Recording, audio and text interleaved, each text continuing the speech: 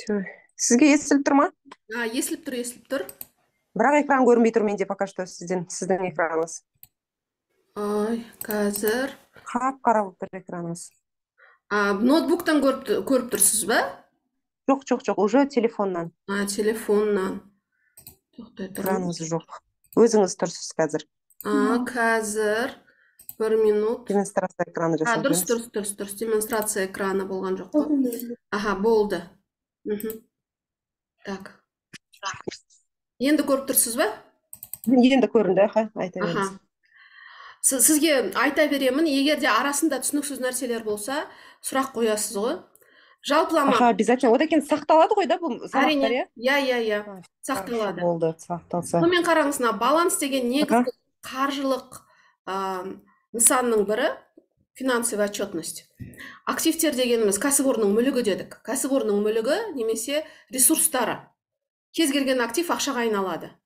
Және мына жерде айтылған ақша қаражаттар мысалы 5 миллион, 1000 теңгемен көрсетілген, айттық жаңа қорлар 5 миллион, қысқа мерзімді активтер 10 миллион, негізгі құралдар 10 миллион, жалпылама баланс 20 миллион. Сонда актив дегеніміз кәсіпорынның 20 миллионға мүлігі бар деген сөз ғой, ақшаға айналатын.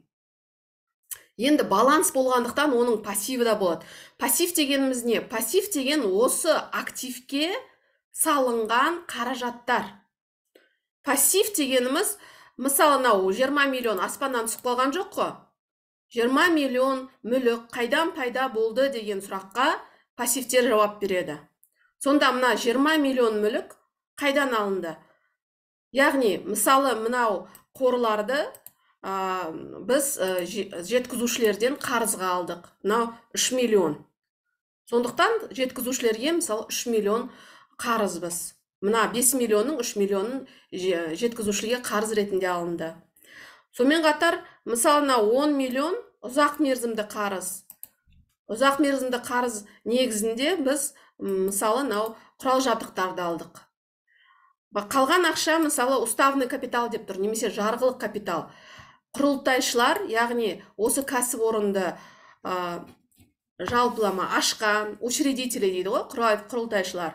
6 миллион теңге активтерге салған. Бұл 6 миллион теңге нақты мысалы ақша қаражаттың ішінде болуы мүмкін, немесе ақша қаражат және қорлар өткені мына жерде.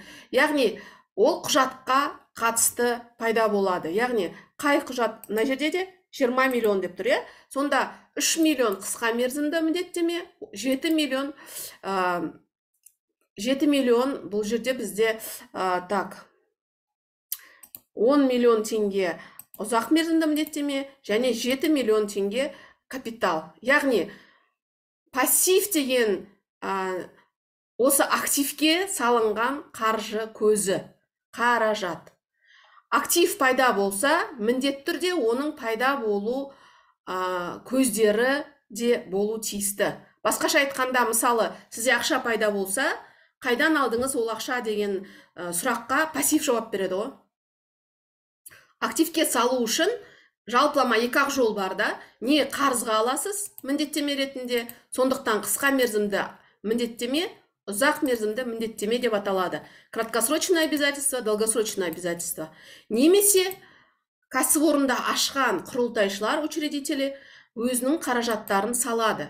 Басқа амал жоқ. Не біреуден сырттан қарызға алады, немесе өздері ақшасын салады.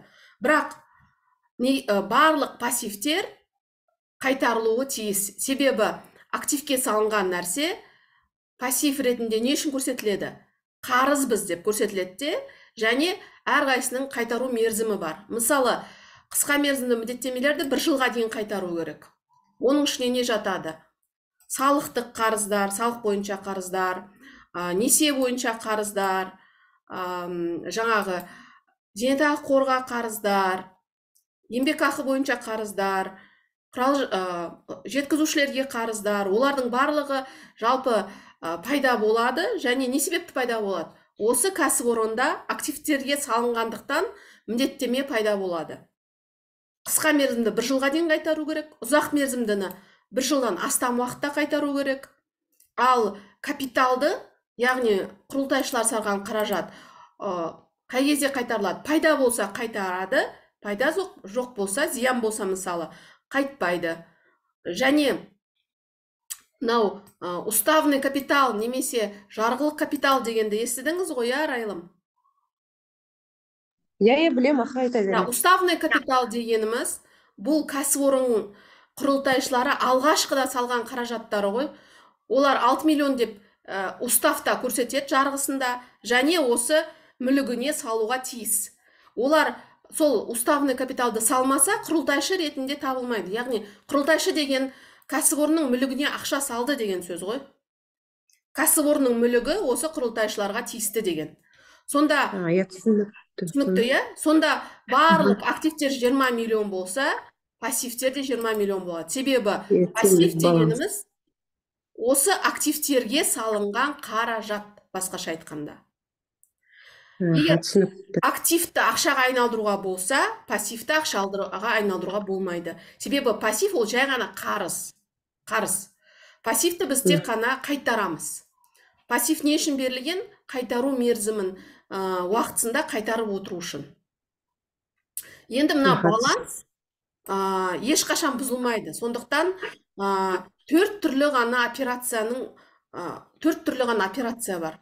Бұл бірінші операция активті операция деп аталады. Жалпылама білесіздер, кез келген бухгалтерлік жазба, мынау камерамды өшіріп тастайын, дұрыстап көріну үшін. Кез келген бухгалтерлік жазба дебет және кредитте жазылады. Дебет және кредит.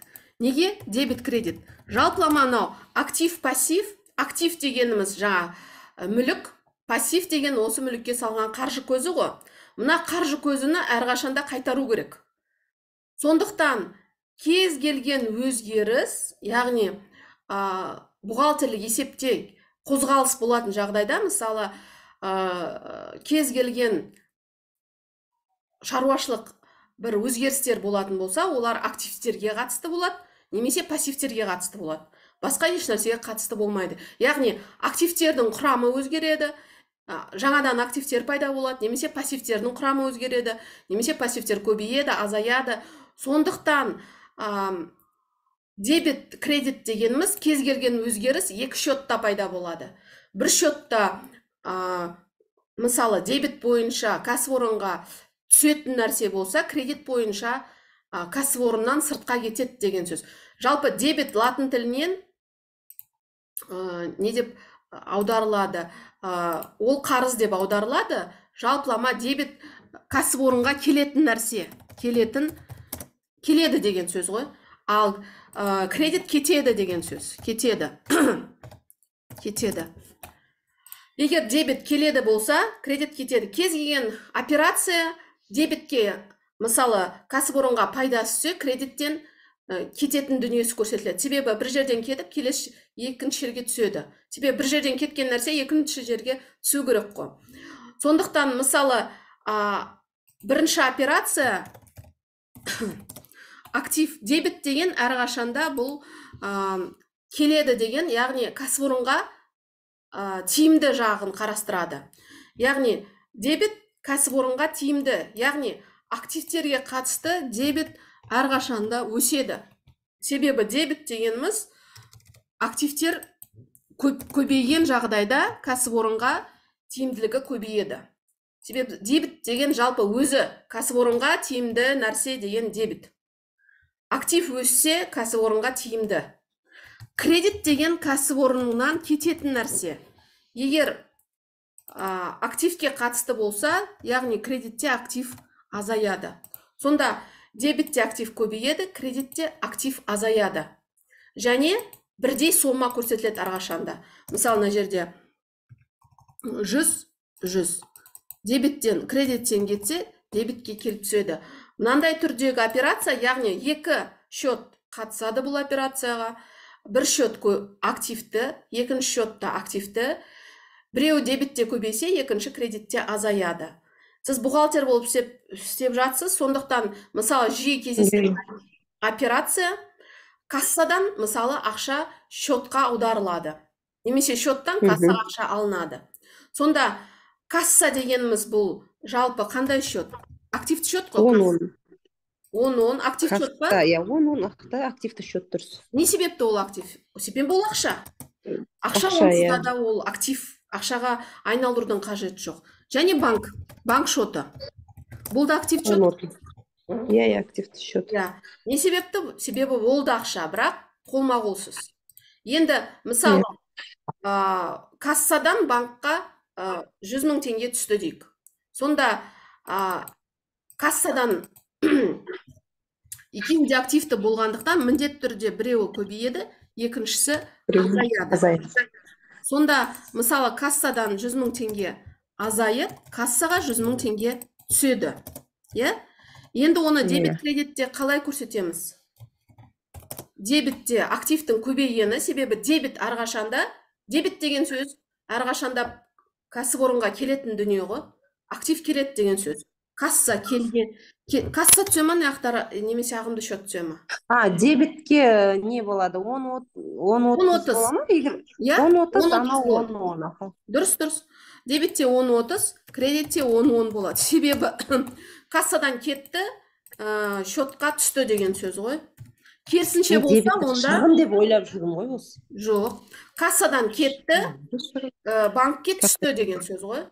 Және былай, мысалы, мынау баланс негізінде қарастыратын болсақ, мынау ақша қаражаттар мына жерде бізде жалпылама бір жолмен көрсетілген, ал бұл ашық көрсетсек, онда соның ішінде касса дегенде счеты бар, касса және банк дегенде банк счеты бар. Банк счеты. Сонда мысалы, мынау 5 миллион, қайықтан алдық жаңа ақшаны. Кассадан кетті. Мысалы, 5 миллион барлығы кассада деп есептеген, 5 миллионның барлығы. Сонда біз 5 миллионнан 100 000-ды алып тастаймыз. Және 100 000 қайқа түседі, банкке түседі. Сонда бұл жерде жалпылама, егерде алатын болсақ, активтерге қатысты құрамында ғана өзгеріс болды да, бір актив кеміді, екіншісі көбейді. Бірақ жалпылама еш нәрсе өзгерген жоқ. Бұлай айтуға болады бұл операцияны. Кәсіпорынның бар мүліктері жай ғана орнын ауыстырды деп айтуға болады. Мысалы, сізде қалтаңызда ақша болды, жаңа наличка, жаңа қолма-қол ақша. Сіз бардыңыз да Каспий Голдқа салып қойдыңыз. Еш нәрсе өзгерген жоқ, тек қана қолма-қол ақша банктік счеттағы жаңа Каспийдегі ақшаға айналып болды. Дәл сондай кәсіпорында бір активті екінші активке айналдырды. Еш нәрсе өзгерген жоқ. Және баланс та бұл жерде ешқалай өзгермейді. Мына жерде просто формуланы дұрыс жазған жоқпын, сондықтан баланс та өзгермейді. Баланс қалай 20 миллион қалды, солай 20 миллион қалады. Бұл бірінші түрдегі операция. Яғни бірінші операцияда екі активті счет қатысады. Көбінесе мысалы кездесетін осы операция және екінші операция, мысалы сіз тауар сатқан кезде дебиторлық берешек пайда болады. Дебиторлық дегеніміз бұл кәсіпорынға деген қарыз. Ол қарыз. Сатып алушыларға саттыңыздар тауар, олар сізге қарыз болып қалды және қарызын өтеді. Сонда сізде мына жерде енді тауар бірінші сатылмас бұрын, мысалы дебиторлық берешеге, дебиторская задолженность, қазақша орысша айта берем, потому что бізде орысша айта беріңіз, айта беріңіз. Дебиторская задолженность. Таза қазақша керек емес, мен өзім де түсінбей қалдым.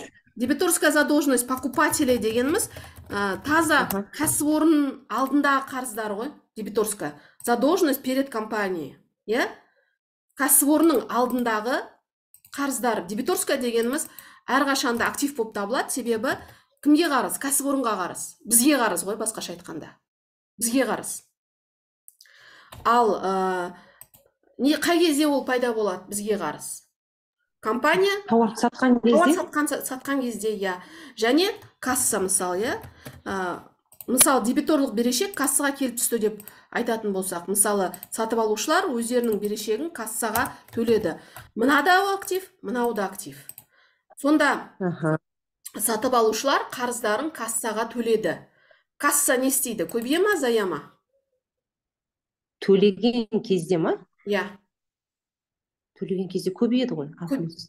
көбейеді, ал сатып алушының қарызы Азаяды. азаяды. Иә. Енді бұл жерде дәл сол жаңа принциппен дебетке әрқашанда кәсіпорынға пайдалы дүниесі, яғни келіп түсетін дүние актив бойынша жазылады. То есть дебетке активтің көбеюі жазылады әрқашанда. Себебі дебет әрқашанда кәсіпорынға тиімді дүние деген сөз. Яғни тиімді жағы ғой.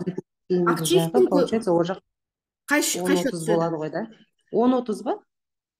Бізге кассаға түсті ғой. 10-10, иә? Кассаға түссе 10-10, ойбай. 10-10. Ал кредит дегеніміз активтің азайғаны, яғни актив азайса, кредитқа кетті деп көрсетіледі. Актив кетіп қалды, болды, азайды. Онда дебиторлық берешек не істейді? Азаяды. 12/10 деген шот бар, сатып алушылардың дебиторлық берешегі. Және жалпы сомасы мысалы 200. Бұл жерде де ешқандай баланс өзгермейді. Просто бір актив екінші активке не істейді? Айналады. Кредиттен кетеді, дебетке келіп түседі. Дебетке келіп түседі. Сонда бәрібір тепе-теңдік бұзылмайды. Бұзылмайды, иә. Бір операция, екінші операция, үшінші операция. Енді түсіндім. Жай ғана бірінші типтегі операция, екі актив. Енді екінші типтегі операция бұл екі пассивте қатысуы мүмкін. Жалпы пассив деген сөзді айтқан кезде жалпылама қарыз деп айтуға болады. Қарыз. Ол қарыз не себепті пайда болды? Біз активтерді алғандықтан бізде қарыздар пайда болды.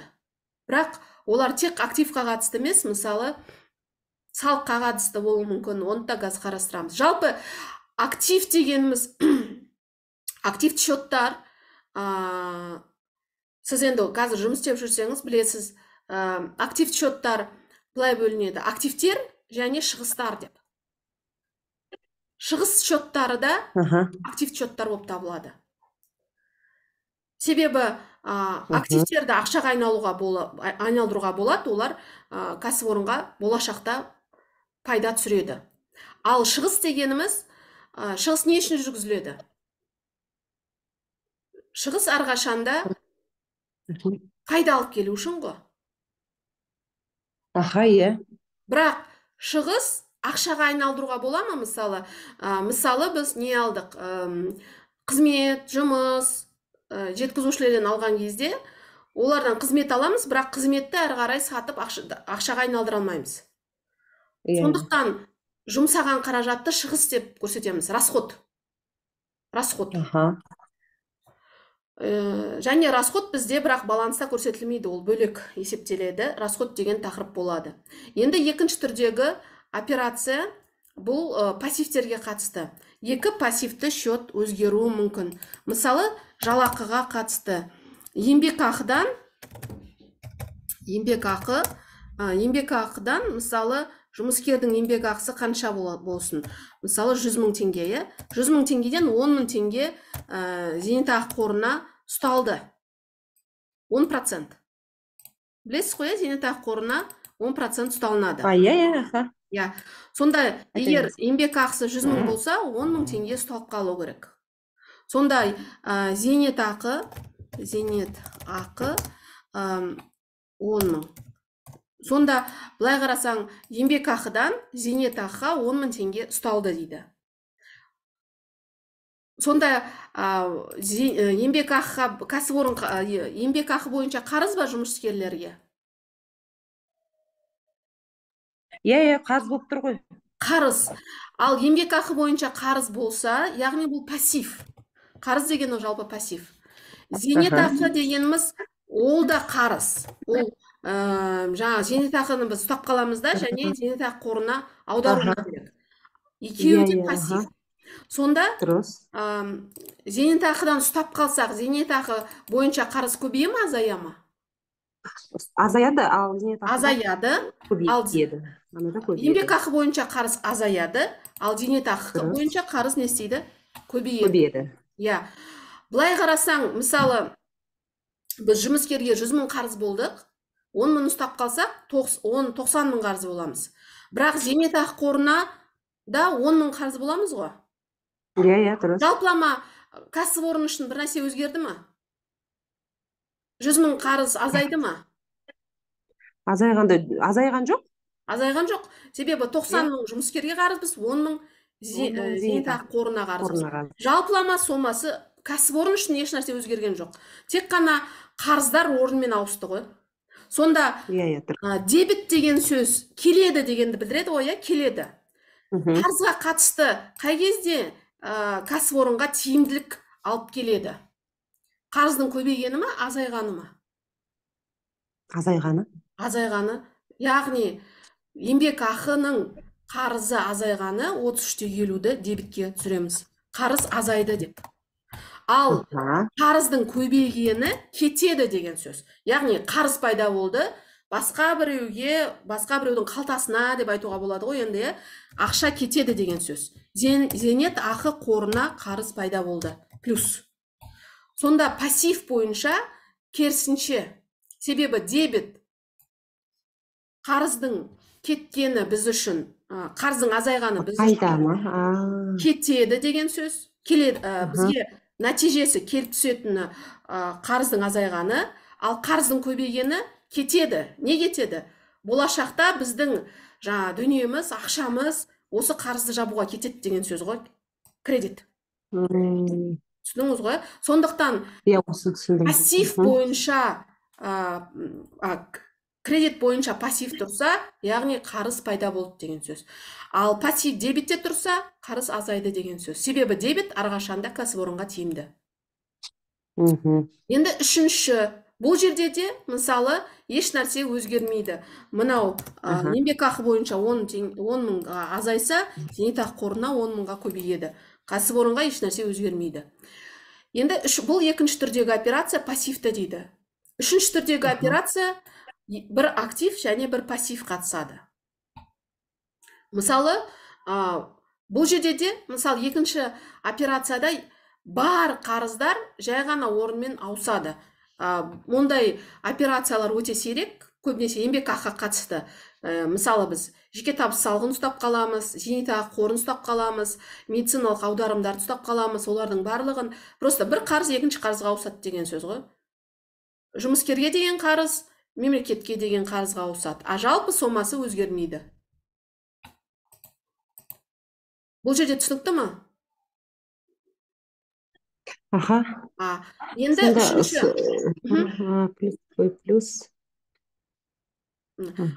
үшінші операция бұл, қараңыз, бір активті шот қатысады, және екінші пассивті шот қатысады. Жалпы кез келген операцияға әрқашанда екі шот қатысады ғой, бір шот қатысу мүмкін емес. Бұл жерде жаңадан актив пайда болса, ол активқа қатысты қарызда пайда болады. Мысалы, біз не істедік? Бір тауар алдық. Тауарды 4 миллионға тауар алдық дейік. Сонда пассив бізде актив 24 миллион болады ғой, мысалы, қорларымыз қоймада 4 миллионға көбейді. Мына жерде мен плюс 4 миллион деп жаздым. Енді сұрақ, қайдан пайда болды бұл активтер? Сатып алғаннан кейін пайда болды? Яғни, алғашқыда біз кімге қарыз боламыз бұларға? Сатушыларға? Сатушыларға или поставщиктерге ғой, былай қарасаң. Поставщиктерге.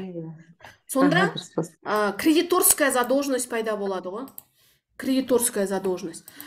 Жалпы бухучетта негізгі қағида бар, ол принцип начисления деп аталады. Начисление дегеніміз, құжат егер толтырылса, құжат негізінде ең алдымен қарыз пайда болады, содан кейін өтеледі. То есть, мысалы, накладной не үшін береді?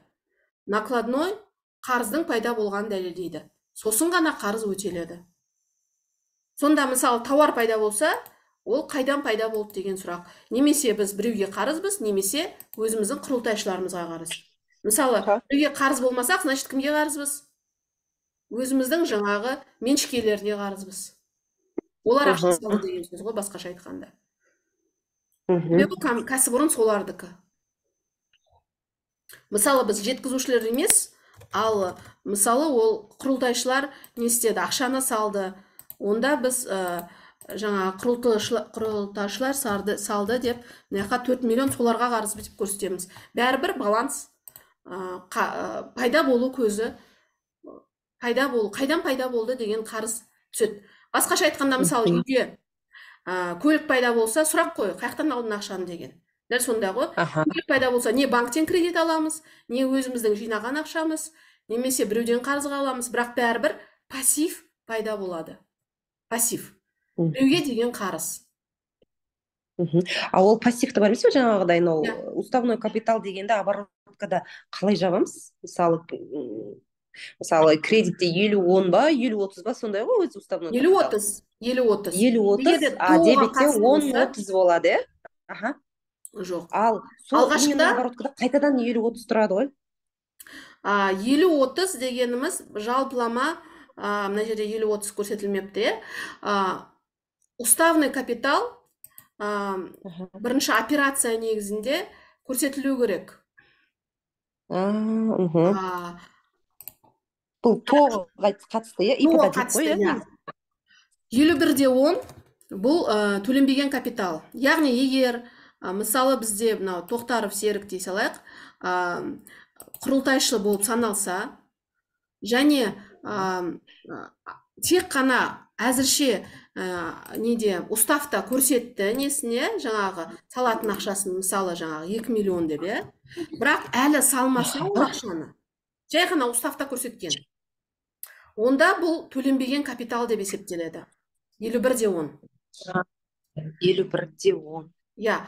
Және төленбеген капитал дегеніміз жарғылық капиталда көрсетілген ақша әлі активке салынбады деген сөз ғой, басқаша айтқанда.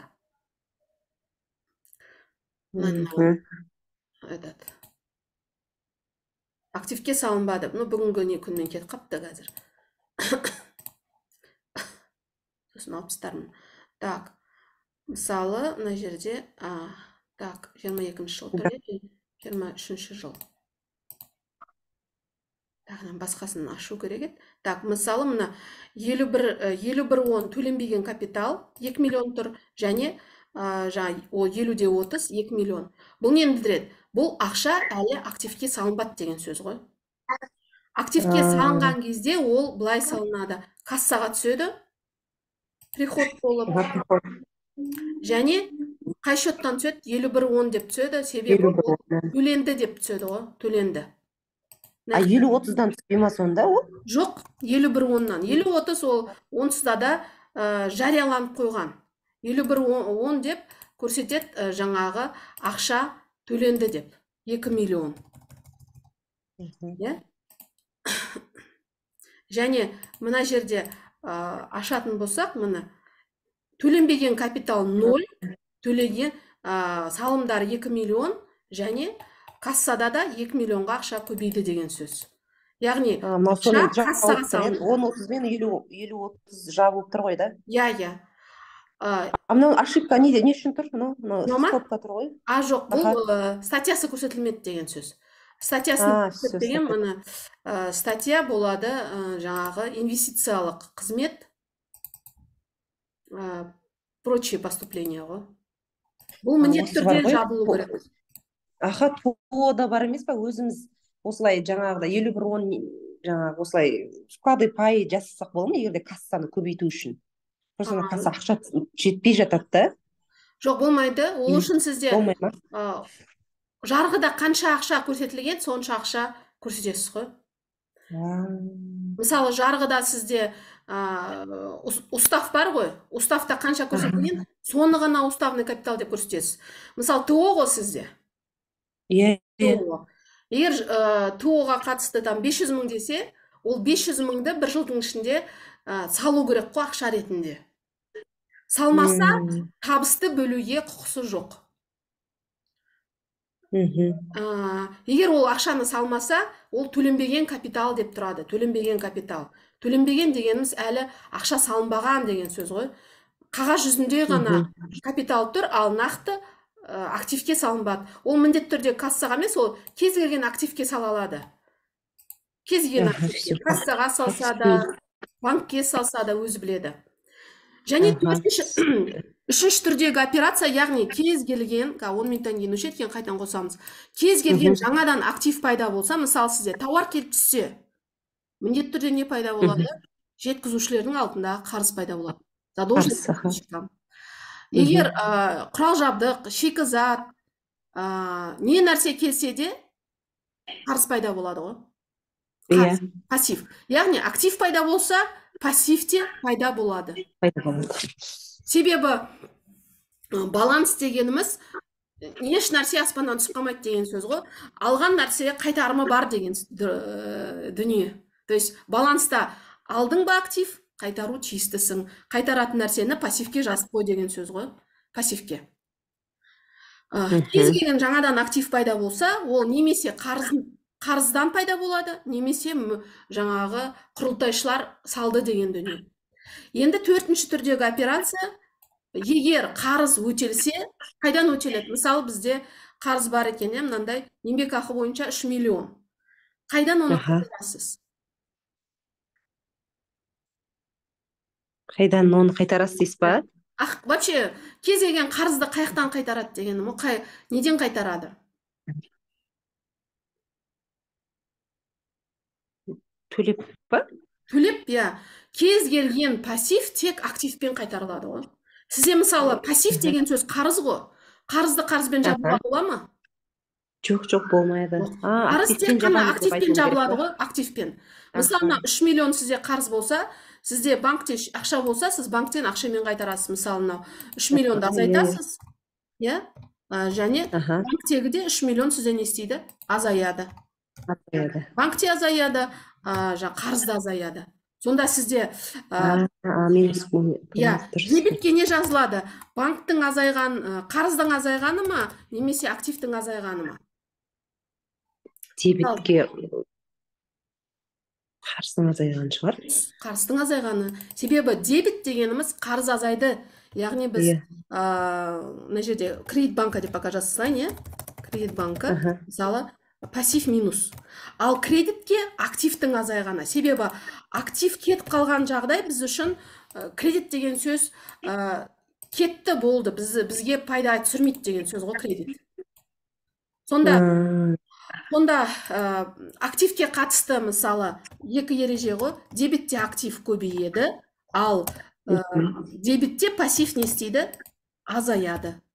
Мынау да тиімді, кәсіпорын үшін екіншіде тиімді. Активтің көбейгені тиімді, қарыздың азайғаны тиімді.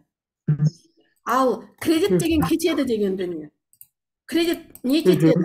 Актив азаяды, яғни списание кетеді, немесе біз оны сатып жібереміз, біреуге береміз, актив азайды деген білдіреді. Немесе қарыз пайда болады. Қарыз пайда болады дегеніміз нені білдіреді? Біздің активтеріміз болашақта өзімізге тиісті емес, басқа біреуге кетіп қалады деген сөз ғой. Мысалы, сіз банктен қарыз алсаңыз, тапқан ақшаңыз өзіңізге тиісті болмайды, кімге бересіз, сол банкке жабылғанша соған беріп отырасыз деген сөз ғой. Түсінікті ғой, Яғни кредитте пассив пайда болса, ол кетеді. Кімге кетеді? Сол кімге қарызбыз? Кредиторға. Соған кетеді. Банкке қарыз болса, банкке кетеді. Поставщикке қарыз болса, поставщикке кетеді. Жұмыске қарыз болса, жұмыскерге кетеді. Құрылтайшыларға қарыз болса, құрылтайшыларға кетеді деген сөз. Тек қана бір айырмашылық, құрылтайшыларға біз тек қана қай кезде береміз? Пайда болса береміз, пайда болмаса беруімізге міндетті емес. Сонда кез келген қарыз жабылған кезде біз ақшамыз болса ақшамен жабамыз, ақшамыз жоқ болса мүлігімізді сата бастаймыз деген сөз ғой. Біз мысалы тауарды сатып жеріп ақшаға айналдыра аламыз ғой. Ақшаға айналдырсақ, мына қарызды жаба аламыз. Мынаны сатып жеріп ақшаға айналдырсақ, мына қарызды жаба аламыз ғой, сондай сияқты. Яғни пассивті жапсақ, тек активпен жабамыз деген сөз. Түсінікті. Сонымен баланс әрқашанда тепе-тең, баланс ешқашан бұзылмайды, және баланстың не себепті екі жақты жазылады? Себебі актив салынғанына пассив қайтарылуға тиіс. Пассив әрқашанда қайтарылады. 1 теңге салсаңыз да активке де 1 теңге пассив негізінде қайтарылады. Қарыз болып есептеледі және қайтарылады. Және біз неге касса деген операцияларға көшейік онда. Қазір бір Мгм. минуттан кейін өшеді ау деймін, онда жаңадан бастаймыз. Хорошо. Иә. Касса енді ең оңай, кассаға қатысты. Сіздерде касса бар ма? Касса бар, иә. Бар. Фискальный аппарат ұрасыздар ма? А фискальный аппарат несін білмеймін, жағын. Бар ма жоқ па, әйтеуір. Былайынша Бар шығар. покупательдерден, жаңа сатып алушылардан ақша қабылдамайсыздар ма? Сатылымдарға, сатсаңыз, ақша наличкамен қабылдамайсыз ба? Жоқ, біз ана аутсорсинг қой. Аутсорсинг. Түсінікті. Иә, аутсорсинг. Бәрібір жаңағы компанияда егер олар клиенттерден ақшаны наличкамен қабылдаса, онлайн касса немесе фискальный аппарат болу керек қой. Иә, бар шығар, ол жағын білмедім, бірақ. Енді касса жалпы активті счет қой. Активті счет. Активті кассада әрқашанда бұл қолма-қол ақшамен жұмыс жасаймыз. Актив счет болса, яғни актив счет әрқашанда дебетте көбейеді, кредитте не істейді? Азаяды. Екі негізгі құжат кассада бұл кіріс кассалық ордер және шығыс кассалық ордер, иә? Кіріс кассалық ордер, приходный кассовый ордер. Бірақ оған қатысты мына жерде фискальный чектің аппараты несі? Фискальный чек болу керек. Егерде сатып алушыдан қабылдаған ақша болса. Фискальный чексіз, мынау заңсыз. Тек қана ішкі салымдар құрылтайша салса, онда фискальный чек ұрмаймыз. Өйткені өзінің салған ақшасы. Пайда ретінде, табыс ретінде болса, міндетті түрде контрольный кассовый чек ұрамыз. Себебі налоговый біліп тұру керек қой бізге, қалай ақша кімнен түскенін. Иә. Расходный кассовый ордер. Кассадан ақша шығады. Кассадан ақша кредиттен шығады, дебетке түседі. Расходный кассовый ордерда дебетке түседі касса, а приходный кассовый ордерда касса қайқа түседі? Кредитке, дебетке касса түседі, приходныйда, а расходныйда қайқа касса түседі? Кредитке. Себебі приходныйда кассаға ақша келді дегенді білдіреді ғой, келді. Ал расходныйдан кассадан ақша кетті дегенді білдіреді. Кетті. Документ қой енді. Бірақ, мысалына проводка, неге оны проводка деп аталады? Проводка деген сөз, бухгалтерлік операция проведена деген сөз ғой. Или басқаша, операция жүргізілді дегенді білдіреді. А ол қай кезде жүргізіледі? Құжат бар болса ғана. Құжат жоқ болса, на проводка болмайды. Проводка тек құжат негізінде ғана болады. Құжат бар болса, проводка бар, құжат жоқ болса, проводка жоқ. Және, мысалы, сізге сразу обороткадан көрсете берейін, мысалы, оборотный сальдо по счету 10-10 дейді. 1 январь деген начальный остаток көрсеттік, конечный декабрь, мысалы. Және бұл жерде дебетте тұрған касса актив қой. Актив бар болса, кез келген актив бар болатын болса, ол дебетте тұрады. Мына дебетте. Неге? Себебі дебет келді дегенді білдіреді, кассада актив бар дегенді білдіреді. Дебет. Ал айналым деген нені білдіреді? Айналым деген осы уақыт аралығындағы болған жүзеге асқан операциялар. Құжатпен дәлелденген. Және соңғы қалды, айдың соңында не қалды деген сөз ғой. Сонда кассада мысалы 1 қаңтар күні қанша ақша болды? 156 миллион болды. Қанша келіп түсті? Дебет бойынша келді деген. 79 миллион келді. Шыққан ақша бар ма? Жоқ. Қалғаны 235. Сонда бастап қалдық беріледі. Плюс дебет, келген ақша, минус кредит, мынау қалған ақша. Мысалы, бұны қалай жабылады содан кейін бұл? Бұл жабылмайды. Касса нақты сейфте ақша болу керек қой. Мысалы, 235 миллион бар дегеніміз, сейфте осындай ақша бар деген сөз ғой. Қолма-қол ақша бар, соны көрсеттім деген сөз. Немесе банк счет. Және банк счеты мысалы 1 қаңтарда қанша болды? 33 ақ мың теңге болды.